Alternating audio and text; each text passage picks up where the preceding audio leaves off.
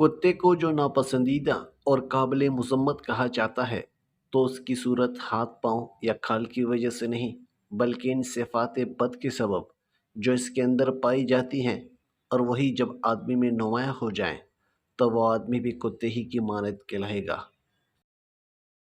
تمام آفتیں آنکھ ہی سے پیدا ہوتی ہیں اور ان کا ظہور گھر کے اندر سے نہیں ہوتا بلکہ یہی در و بام، کھڑکیاں، دریچے اور روزن ہی اس کے ذمہ دار ہوتے ہیں۔ جس شخص کو دنیا کی تجارت اپنے اندر یوں مستغرق کر لے کہ اسے آخرت کی تجارت یاد ہی نہ رہے، وہ یقیناً بڑا بدبخت ہے۔ کسی شخص سے اللہ تعالیٰ کی خاطر دوستی یا بھائی چارہ کرنا بہت بڑی عبادتوں اور مقامات بلند میں شامل ہے جو راہ دین میں میسر آ سکتے ہیں۔ دنیا میں دوستی کو برباد کرنے کے لیے اس سے بڑھ کر کوئی اور چیز نہیں ہوتی کہ دوست کے ساتھ بات بات پر اختلاف کا اظہار کرتے رہے اور مناظرہ کرنے لگے۔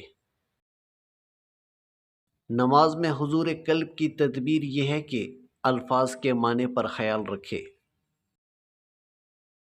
تیرا پڑوسی غریب ہے، تیرے متعلق حاجت مند ہے، تیرے پاس ضرورت سے زیادہ مال ہے اور تجھ پر زکوٰۃ واجب ہے، اس پر بھی ان کو کچھ نہ دینا، در حقیقت یہ معنی رکھتا ہے کہ تو ان کے افلاس پر خوش ہے، اور یہی ایمان کی کمزوری ہے۔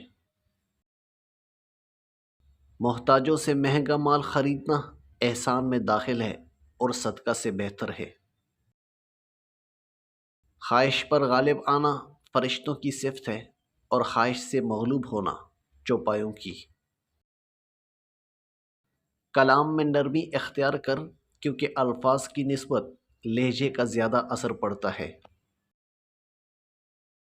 عورت کی بد اخلاقی پر صبر کرنا، اس کی ضرورت مہیا کرنا اور راہ شرح پر اس کو قائم رکھنا عبادت ہے۔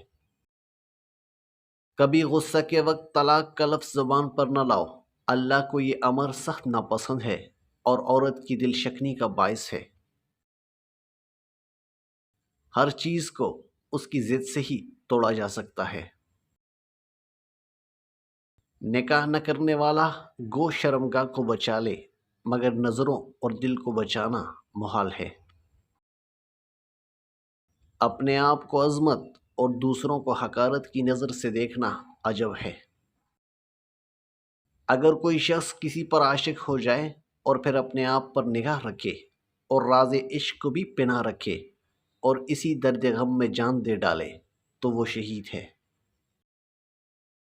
انسان کا سب سے بڑا کارنامہ یہ ہے کہ وہ اپنے دل اور زبان کو قابو میں رکھے۔ اللہ تعالیٰ کا ہر فیصلہ عقل و عدل پر مبنی ہوتا ہے، اس لیے حرف شکایت کبھی لب پر نہ لاؤ۔ جسم دل کی ملکیت ہے اور اس مملکت میں دل کے مختلف لشکر ہیں۔